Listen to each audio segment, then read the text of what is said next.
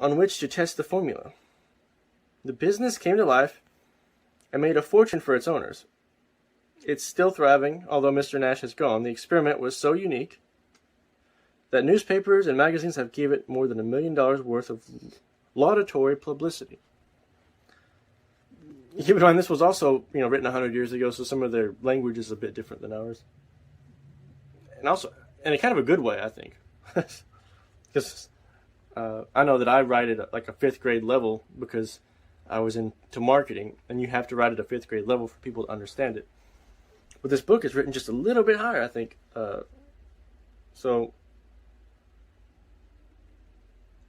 See, the secret was passed on to Stuart Austin Weir of Dallas, Texas.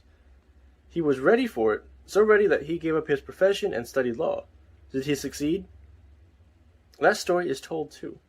I give the secret to Jennings Randolph the day he graduated from college, and he has used it so successfully that he is now serving a 3rd term as a member of Congress, with an excellent opportunity to keep on using it until it carries him to the White House. I don't believe that ever happened, but still, he was a congressman for 3 years.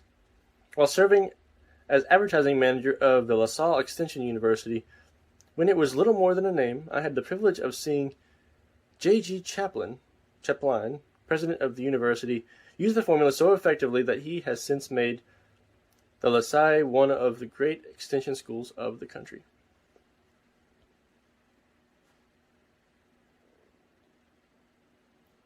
The secret to which I refer has been mentioned no fewer than 100 times throughout this book. It has not been directly named, for it seems to work more successfully when it's merely uncovered and left inside. Where those who are ready in searching for it may pick it up, that is why Mr. Carnegie tossed it to me, so quietly without giving me a specific name. If you are ready to put it to use, you will recognize that this secret, at least once in every chapter, I wish I might feel privileged to tell you,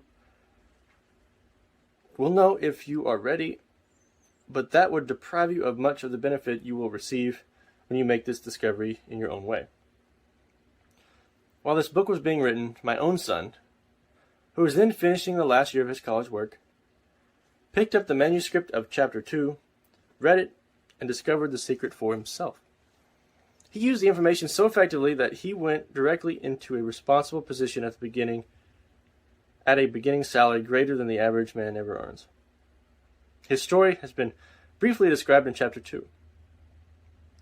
When you read it, perhaps you will dismiss any feeling that you may have had at the beginning of the book, that it promised too much, and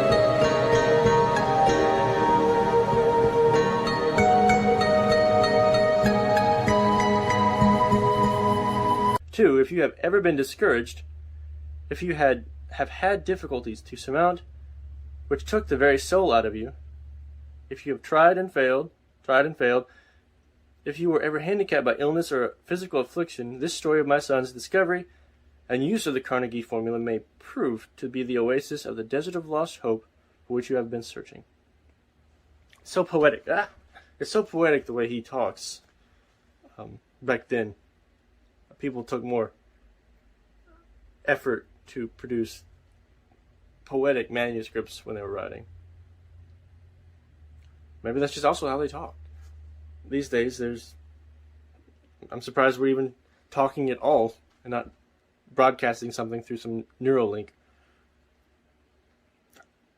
Particular thing about this secret is that those who once acquire and use it find themselves literally swept onto success with but little effort.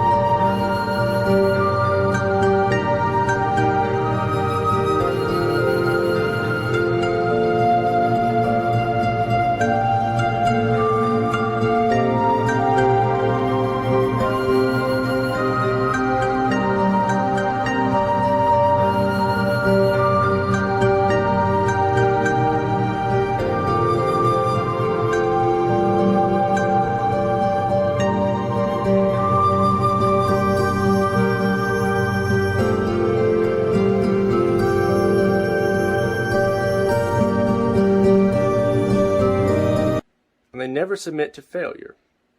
If you doubt this, study the names of those who have used it, whether they have been mentioned. Check their records for yourself and be convinced. There's no such thing as something for nothing.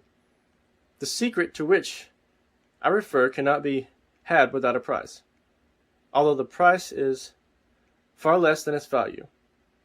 It cannot be had at any price by those who are not intentionally searching for it. It cannot be given away. It cannot be purchased for money, for the reason that it comes in two parts. One part is already in possession of those who are ready for it. The secret serves equally well all who are ready for it. Education has nothing to do with it. Long before I was born, the secret had found its way into the possession of Thomas A. Edison.